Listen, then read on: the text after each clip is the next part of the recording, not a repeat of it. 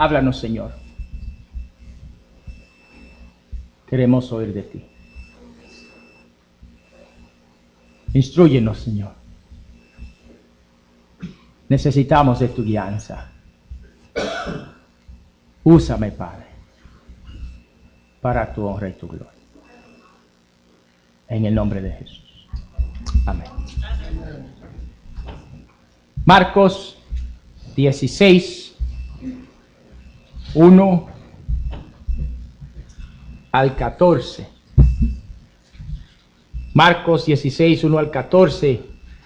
El tema: el esfuerzo no es en vano. El esfuerzo no es en vano. No sé si usted recuerda aquella ocasión en la cual usted estuvo obrando, trabajando duro para algo, y de repente viene alguien y destruye todo lo que ha hecho. Y el esfuerzo aparentó ser en vano. Recuerdo cuando era yo un niño en la República Dominicana, el agua escaseaba por las tuberías. Agua había, lo que no habían eran las tuberías con eficacia para llevarla a las casas. Entonces muchas casas e instituciones construían cisternas para tener un depósito de agua para cuando pues no haya agua por las tuberías, entonces tener agua en la cisterna. La agua de la cisterna se saca con una bomba o con un cubo. Si la sacas con un cubo, pues vas a durar mucho tiempo sacando agua y el esfuerzo va a ser mucho. Y si usas la bomba, pues va a ser mucho más rápido. Recuerdo yo que en esa ocasión se me pidió que hiciera algo, yo no sé qué era, no recuerdo, mi memoria está un poquito borrosa porque hace muchos años de eso. Pero el asunto es que cuando el agua subiera, porque estaban reparando la bomba, yo creo que era que tocar un botón o hacer un switch o algo, pero tenía que ser a cierto lado, porque cuando lo hacía a cierto lado, entonces el agua subía, si le hacía al otro lado, pues el agua se detenía, no subía. De hecho, la bomba no servía casi. Y ya estaban soplándola y haciéndole unas cuantas cosas, que qué sé yo de bombas. Entonces yo no sé exactamente cómo estaban tratando de repararla. Pero el asunto era que estábamos trabajando en eso como por 2 horas para hacer que la bomba funcionara. Y adivine qué pasó. Funcionó la bomba. Y cuando era mi parte, simplemente el subir un botón, porque si lo bajaba entonces se apagaba la bomba. Adivine qué yo hice. La apagué. Las maldiciones no salieron, pero fueron pensadas.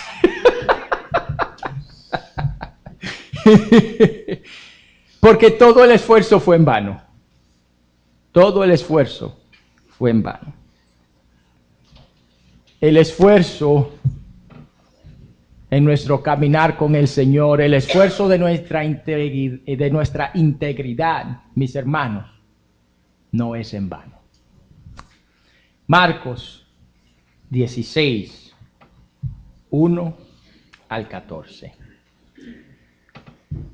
Cuando pasó el sábado, María Magdalena, María la madre de Jacobo y Salomé compraron especias aromáticas para ir a ungirlo.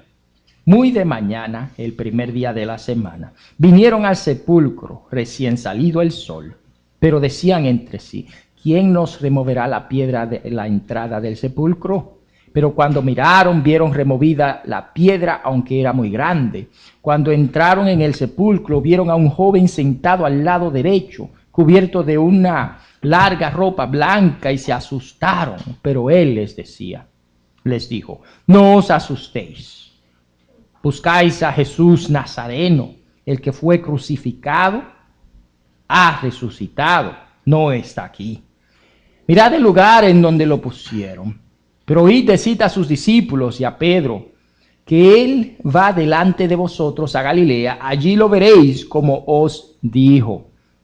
Ellos dijeron, huyendo del sepulcro, porque les había entrado temblor y espanto, y no dijeron nada a nadie porque tenían miedo. Habiendo pues resucitado Jesús por la mañana, el primer día de la semana, apareció primeramente a María Magdalena, de quien había echado 7 demonios. Yendo ella lo hizo saber a los que habían estado con él, los cuales estaban tristes y llorando. Ellos, cuando oyeron que vivía y que había sido visto por ella, no lo creyeron. Pero después apareció en otra forma a 2 de ellos que iban del camino al campo. Ellos fueron y lo hicieron saber a los otros, y ni aun a ellos les creyeron. Finalmente se apareció a los 11 mismos, estando ellos sentados a la mesa, y les reprochó su incredulidad y dureza de corazón, porque no habían creído a los que se habían visto resucitado. Esta lectura es una lectura que nosotros tenemos, deme un segundo, que nosotros tenemos cierta familiaridad, ¿verdad que sí? La razón por la que nosotros tenemos familiaridad con esta es por el énfasis que continuamente se le ha presentado. Usted sabe, mis hermanos, de que la resurrección de Jesús es uno de esos temas que muchas personas consideran pues como una especie de tabú. La resurrección. Pero en mi opinión, la resurrección tiene mucho en común con el ajedrez. Cuando uno juega ajedrez, lo que uno está tratando de hacer es defenderse de los ataques del enemigo. De un amigo enemigo, ¿qué tal? Del oponente. Pero lo que hace al ajedrez exitoso es el hecho de que cuando alguien mueve una pieza, uno tiene que tratar de predecir el movimiento del opositor. ¿Por qué movió esa pieza? Por eso es que el ajedrez dura mucho tiempo para jugarse, a menos que usted sea muy bueno y juegue lo que le llaman con speed, con el reloj. Pero el ajedrez dura mucho tiempo porque es un juego mental. Primero, ok, moviste esta pieza, pero ¿por qué la moviste? Uno tiene que entender la razón detrás de lo que él hizo sin preguntarle porque él no le va a decir. Después, entonces, que usted entiende la razón por la que movió la pieza, usted debe entender cómo le afecta ese movimiento directamente. Bueno, por causa de ese movimiento, ¿qué tengo yo que hacer? Entonces, ¿cómo me defiendo? Pero no solo la defensa, sino también el contraataque. Es un juego de predicciones. Uno trata de predecir las razones, los motivos por el cual algo se mueve. Y basado en las predicciones, entonces uno actúa. Fíjense, mis hermanos, que la vida nuestra es en gran manera de esta manera. ¿Verdad que sí? En gran manera es similar. Nosotros vivimos en una sociedad que se mueve por predicciones, por las posibilidades de que las cosas pasen. Es esta la razón por la cual nosotros tenemos seguros. Nosotros tenemos seguros médicos no porque estamos enfermos, pero en caso de que nos enfermemos o cuando nos enfermemos, entonces tenemos acceso a cuidado. Es basado en la posibilidad de enfermarse y como todo el mundo en alguna ocasión se enferma, pues mejor tener seguro médico.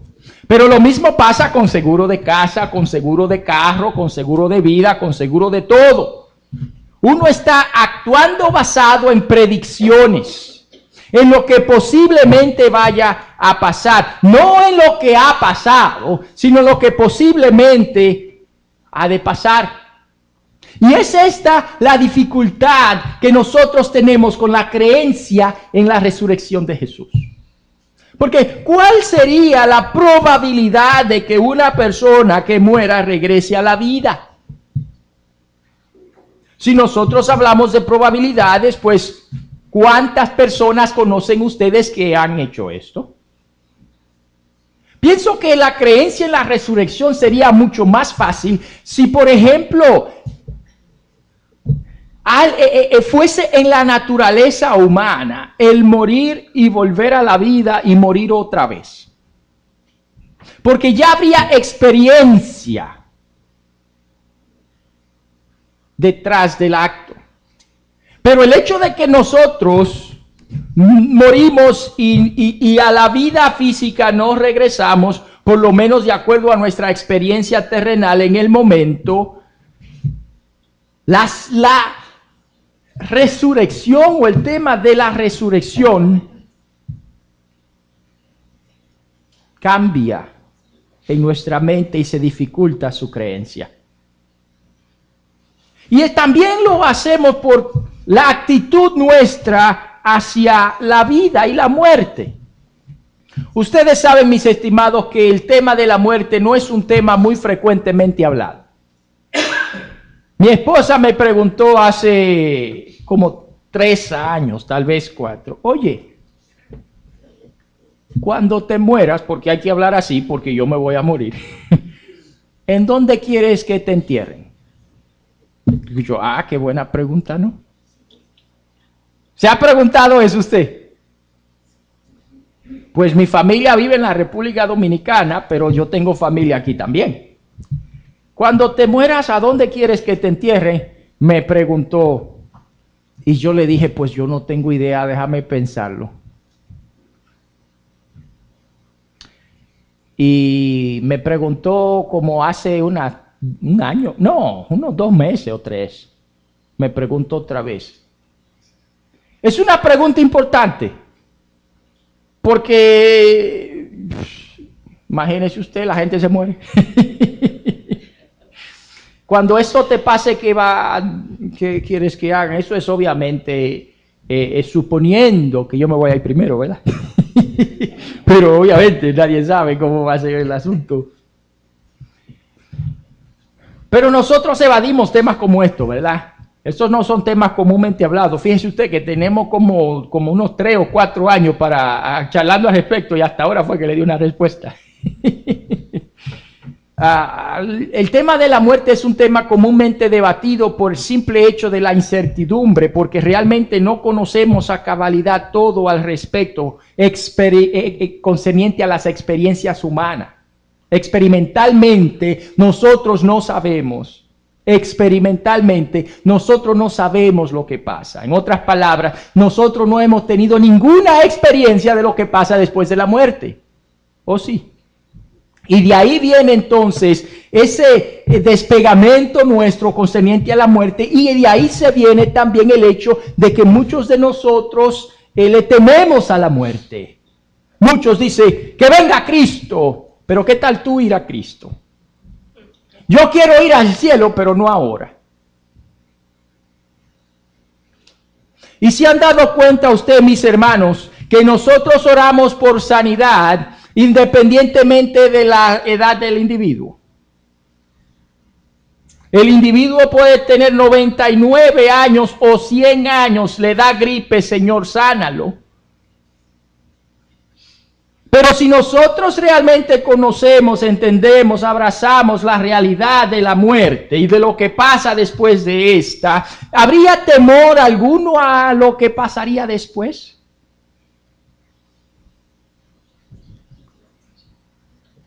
Recuerdo yo cuando mi papá se enfermó, mi papá le dio una úlcera estomacal muy severa, muy severa. En esta ocasión yo no estaba con él. Y el doctor estaba cuestionándolo y estaba presentando las opciones. Ninguna opción en el momento era buena. Y mi papá le dijo, doctor, usted haga lo que tiene que hacer porque yo sé en quién he creído. La gloria le doy al Señor que mi papá está bien, y esto pasó como unos 7, 8 años atrás. Pero en el momento de la verdad, cuando uno sabe que su existencia está en peligro, con frecuencia teme. Con frecuencia teme. Y el temor a la muerte es un temor natural y de hecho saludable, porque es un mecanismo creado por el Señor para la supervivencia humana. Si uno no tuviese ninguna clase de temor a la muerte, estaría involucrado en actividades, en eventos que ponen muy en riesgo la vida. Y la supervivencia pues terminaría, ¿no? Entonces el temor a realmente es saludable. Y aunque nosotros no tenemos un conocimiento experimental concerniente a la vida después de la muerte o concerniente a la existencia después de la muerte, nosotros hemos de creer en ella. Cierto que hay temor y cierto que es un tema que nosotros evadimos, pero aunque este sea el caso, mis hermanos, la Biblia sí presenta en primer lugar que la muerte es una realidad y en segundo lugar que también lo es la resurrección. Amén. La resurrección también es una realidad. Y nosotros hemos de creer en esta, aunque no tengamos un conocimiento experimental. Y fíjese usted que aunque aparenta ser algo increíble, y con increíble quiero decir que no se debe de creer, nosotros solemos creer cosas que son increíbles. Les voy a dar un ejemplo de algo que es increíble. Increíble es que 33 hombres, alrededor de un poquito menos de 1 kilómetro bajo tierra, por 69 días, salgan con vida. Sin embargo, esto es exactamente lo que pasó en Chile en el 2010. A ver si le muestra la foto. ¿Recuerdan ustedes ver estas imágenes? Porque eso fue algo nunca antes visto. Estaban atrapados a una profundidad tal y la calidad del terreno era tan delicado que el miedo era si se usaba maquinaria pesada, el piso colapsa.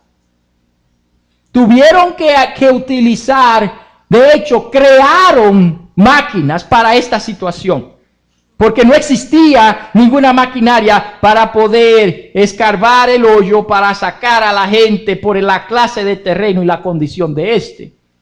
Sin embargo, después de 69 días, casi 2 meses, bajo tierra, a 1 kilómetro, sin luz, con oxígeno limitado, 33 hombres, siguiente foto por favor, lograron salir con vida. Esto es estadísticamente increíble. Increíble también fue lo que pasó en el 2007, el 7 de diciembre, en la ciudad de Nueva York, con un hombre llamado Alcides Moreno. Alcides Moreno cayó desde el piso 47 en la ciudad de Nueva York, de ese edificio, piso 47, y no se mató. Hay personas que se caen de una silla y se matan. Y ustedes saben que eso es así. Y este hombre cayó del piso 47, hermanos. Y esta foto, es después de que se haya caído, no antes. Como ustedes pueden ver, hermanos, hay un Dios. Sin Dios, esto es increíble. De hecho, es increíble. Y cuando digo increíble es que no se debe de creer. Si a usted viene alguien y le dice, oye, yo me caí del piso 47 y aquí estoy, ¿qué usted cree? ¿De qué era la casa? ¿De galletas? Sin embargo, ¿ustedes leyeron esta historia? ¿Recuerdan la historia? Esto estuvo en la noticia nacional porque es un acto increíble. Nosotros solemos creer cosas que son increíbles. Y aunque son increíbles y no debemos de creerla por la naturaleza de esta, nosotros aún así la creemos. ¿Saben por qué? Porque reconocemos de que hay un Dios mediando, obrando en la naturaleza que Él ha creado. Y aunque aparentase ser increíble el aceptar la resurrección de Jesús,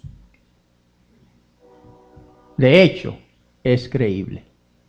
Es creíble por la calidad moral de las personas que lo reportaron. Es creíble por la cantidad de personas que la reportaron. Es creíble porque quien resucitó es el Hijo del que todo lo puede. Y la resurrección de Jesús, el hecho de que Jesús haya resucitado de los muertos, afecta nuestras vidas, hermanos. En primer lugar, nos da a entender a nosotros de que hay más. Hay más. Y no solo más. Nos dice que lo que viene es mejor. Mejor que lo que conocemos. Mejor de lo que nosotros podemos experimentar en esta vida física nuestra. Hay más. Y lo más es mejor.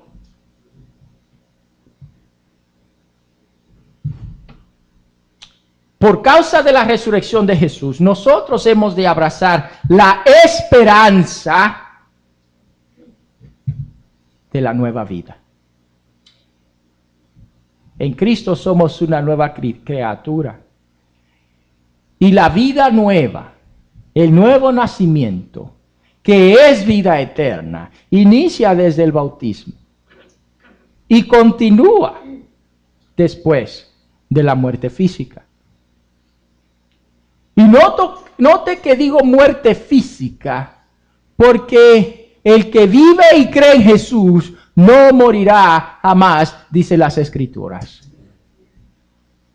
Goza de vida eterna. Y esta esperanza se nos hace posible sola y únicamente a través de la resurrección de nuestro Salvador.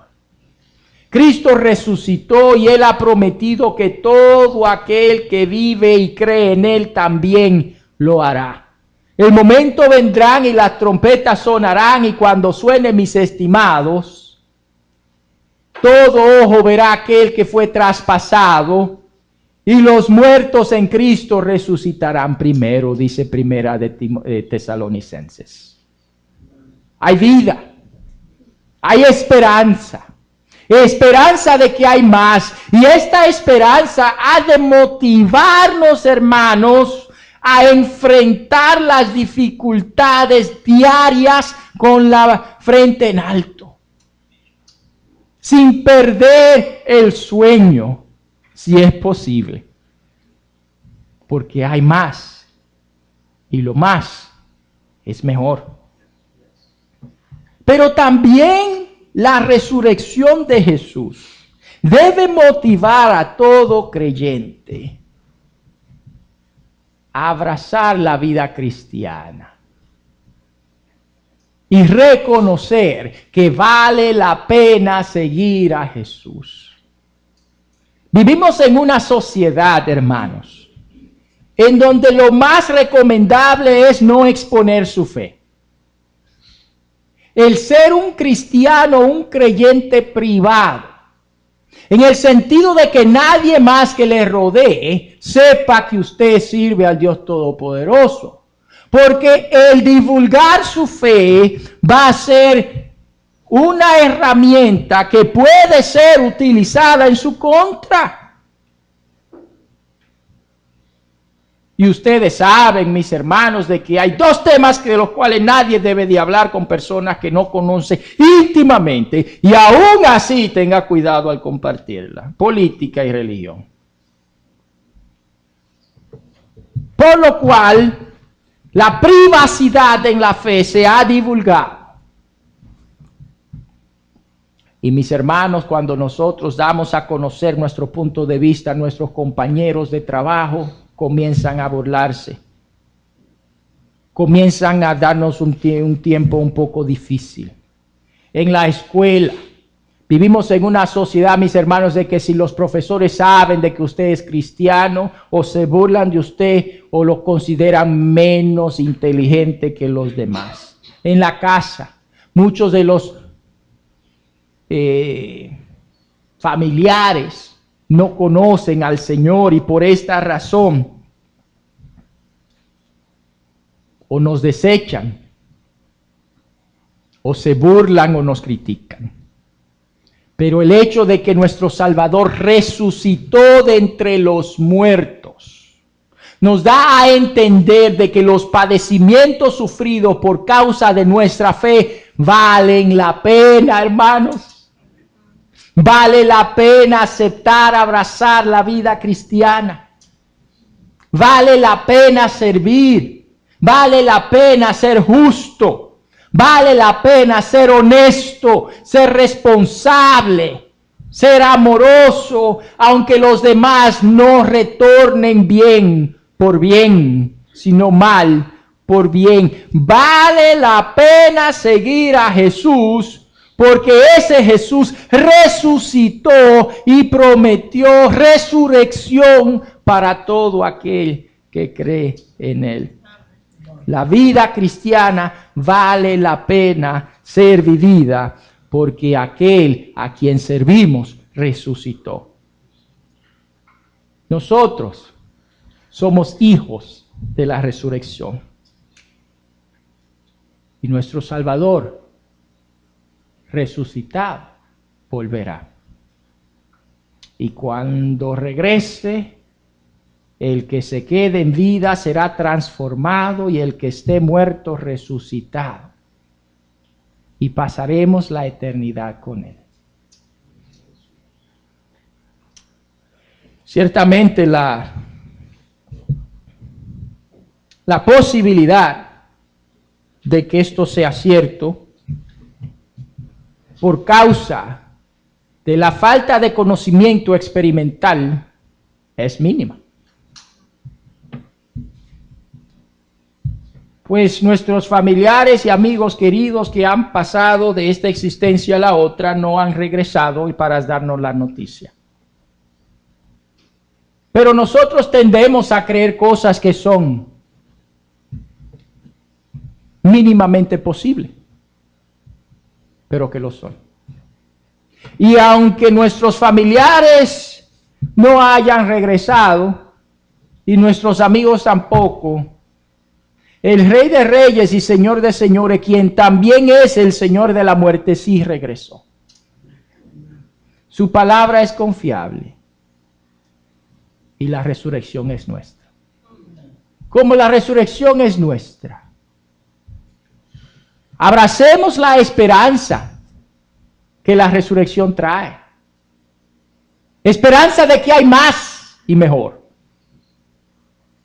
Y abracemos la vida en Cristo, pues por causa de la resurrección entendemos que la vida cristiana vale la pena ser vivida. Quiero pedir al grupo de alabanza que pase al frente.